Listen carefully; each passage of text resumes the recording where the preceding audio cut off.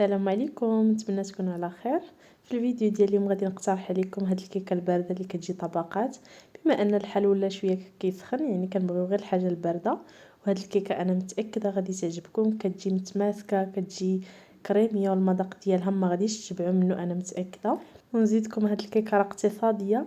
تخيلوا معايا غنديروا هاد الكيك بيضه وحده، والمقادير يعني جد بسيطه وموجوده في كل بيت. نبداو بطريقه التحضير. اول حاجه كنبدا بها هي رشه ملح باش ما كننساش. كنضيف واحد البيضه تكون بدرجه حراره المطبخ. كنضيف كاس الا ربع ديال السكر. هنايا الكيك ديالي غادي نسمو بمبشور البرتقال، ممكن ديروا الفاني. وغادي نخلط المكونات ديالي مزيان، غير بالطراب هكا اليدوي، يعني ماشي ضروري نستعملوا الباطور ولا شي حاجه. راه هاد الكيكه كتجي ساهله وكتوجد معاكم، يعني ناجحه 100%.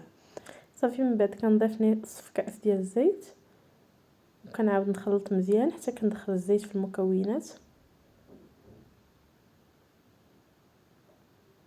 مور ما كيتجانس ليا الخليط كنضيف كاس الا ربع ديال الحليب، حتى هو يكون بدرجه حراره المطبخ. صافي كنعاود نخلط كلشي.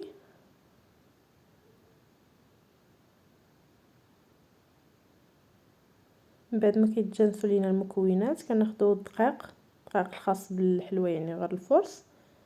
انا هنايا خديت كاس ولكني ما استعملتوش كامل، كيف ما كتشوفوا خليت داكشي ونيت ما زدتوش، ما محتاجيتوش. في الاخر غنوريكم شحال اللي الدقيق اللي استعملت. صافي كنخلط الدقيق ديالي، كنحاول ندخلو في الخليط. الخليط ديال هاد الكيك هذا راه ما تيجيش ثقيل، تيجي خفيف. المهم غتشوفوا القوام في الاخر. من بعد كنضيف واحد الخماره ديال 8 غرام، وغنزيد عليها واحد نصف خماره، يعني الكميه اللي غنحتاج هي خماره ونص. هاد الخماره ونص هي تقريبا 12 غرام. هذيك الخماره انا كنت ديجا استعملتها، داكشي علاش كان باقي ليا نص ضفتو. من بعد كنزيد 2 معالق كبار ديال الكاكاو المر، وكنخلطوا المكونات. كيف ما قلت لكم قبل، الخليط ديال الكيك ما كيجيش ثقيل بزاف باش ما كتجيناش يعني منفوخه من الوسط. كل ما كان الخليط خفيف باش كتجي مقاده، يعني فاش كنزيدوا الطبقه الثانيه كتجي هي هذيك. ها نتوما شوفوا الخليط كيفاش كيجي خفيف. ها هو الدقيق اللي بقى لي، يعني بحال استعملت كاس الا ربع ديال الدقيق. صافي كناخذ المول ديالي، انا دهنته بالزبده ورشيت عليه شويه ديال الكاكاو. صافي كنفرغ فيه الخليط ديال الكيك، كندخلو الفران كنكون مسخناه من قبل. ما كياخدش الوقت بزاف، 4 ساعه على الاغلب تيكون واجد. صافي كنطيبو مزيان غير من التحت، وما كيحتاجش يطيب من الفوق حتى راكم عارفين فيه الكاكاو، يعني ماشي ضروري. صافي كناخذ هنايا واحد كاس ديال الحليب، كنزيد عليه واحد المعلقه صغيره ديال قهوه سريعه الذوبان. كناخذ الكيك ديالي كندير له هكا تقيبات بالكوردون باش يتشرب ليا ديك الحليب مع القهوه. ممكن تستغناو على القهوه، بالنسبه للناس اللي ما كتعجبهمش القهوه ممكن تستغناو عليها، ممكن تشربوا غير بالحليب، ولا ممكن تضيفوا الكاكاو المر المهم، ولا الكاكاو الحلو اللي تيعجبكم. صافي هنايا انا درت القهوه، وصراحه جات المذاق القهوه جا زوين، جا رائع. تيهرس شويه الحلاوه اللي كتكون في الكيك واللي كتكون في الكريمه. صافي كندخل الكيك ديالي تبرد. على ما كنحضروا الطبقه الثانيه اللي كنحتاجو فيها واحد نص كاس ديال السكر، 3 المعالق كبار ديال النشا. ممكن تخلطوا ما بين النشا والدقيق، ممكن ديروا معلقه ونص النشا ومعلقه ونص ديال الدقيق. نصف لتر ديال الحليب، معلقه صغيره ديال الزبده، وجوج فلون كراميل. صافي كناخذ واحد الكاسرونه كندير فيها داك نص كاس ديال السكر، كنخليه على جنب. كناخذ واحد البول، كنضيف داك نص لتر ديال الحليب. من بعد كنضيف ليه النشا. كيف ما قلت لكم ممكن تخلطوا ما بين الدقيق والنشا حتى هو تيجي مزيان. وبالنسبه للنشا تقدروا تستعملوا 3 المعالق حتى 3 المعالق ونص باش تجيكم الكريمه عاقده مزيان. الاهم هو تجي الكريمه عاقده مزيان.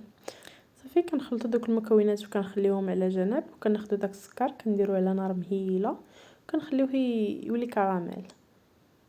صافي من بعد ما كيذوب السكر كنحاولوا نحركوا شويه باش كنعاونوه دغيا باش يذوب. صافي كنبقاو نخلطوا بحال هكا حتى كيذوب كامل كيف ما غتشوفوا في الفيديو. حاولوا ديروا نار مهيله باش هكا ما يتحرقش لكم السكر وتنجح معكم الكريمه. صافي من بعد ما كيدوب في مره كيف ما كتشوفوا كنضيفوا داك الخليط ديال الحليب والنشا. كيف ما كتشوفوا راه كيتحجر الكراميل عادي حيتاش الحليب تيكون بارد. كنبقاو نضيفو كنبقاو نخلطو راه غير تيسخن داك الحليب راه كيرجع الكراميل يعني كيدوب. كنبقاو كنخلطو مزيان حتى كيدوب.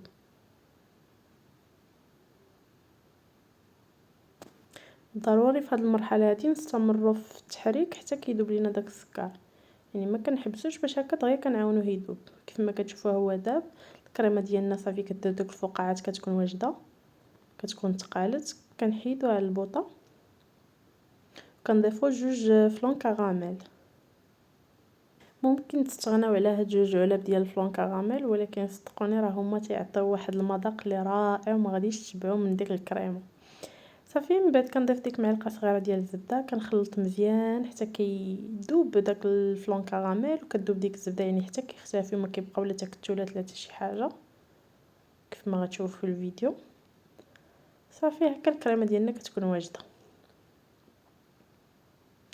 كنجبد الكيك ديالي من الثلاجه كنفرغ مباشره فيه الكريمه. كيف ما كتشوفوا الكريمه راه كتجي عاقده يعني ما كتاخدش حتى الوقت بزاف دغيا كتكون شاده في راسها.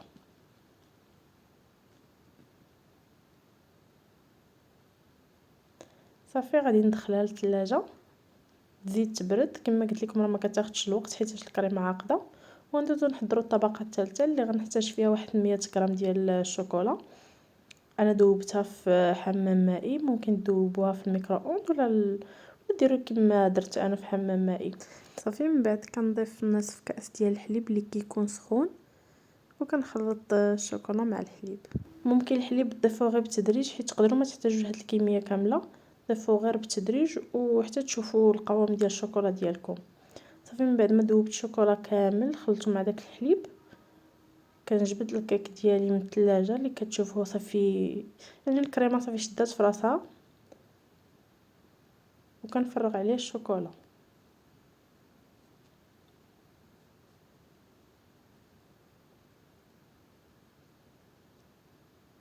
صافي كنحاول ندير غير هكا يعني بيدي كنعاونو باش يتوزع داك الشوكولا على الوجه. ما كنحتاج نستعمل لا سباتيول لا والو يعني راه الشوكولا بسهوله كيتوزع.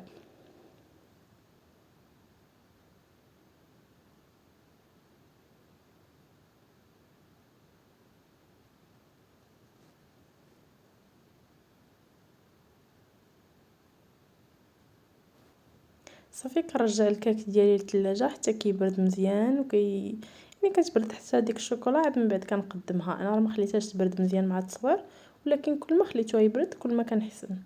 صافي هنا خديت شويه ديال الشوكولا فيرميسيل زوقت به في الجوانب. ممكن تخليوها غير هكاك ممكن ديروا باللي بغيتو يعني التزيين كيبقى اختياري.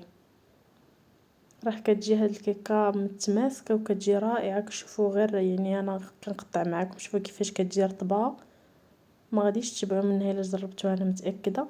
بصراحه مع الصدر غادي تنفعكم بزاف لا راسكم لا لضيافكم ولا وليداتكم علاش لا. المهم راه غادي تعجبكم بزاف. شوفوا الكيك ديالنا كيفاش كيجي اسفنجي وكتجي ديك الكريمه متماسكه وشاده في راسها. هنا غادي نقطعوا الكيك ديالنا. انا صراحه هذا الكيك راه عندي مفضل كيعجبني بزاف ما كنحضروا يعني اغلبيه كنحضر هذا الكيك هذا.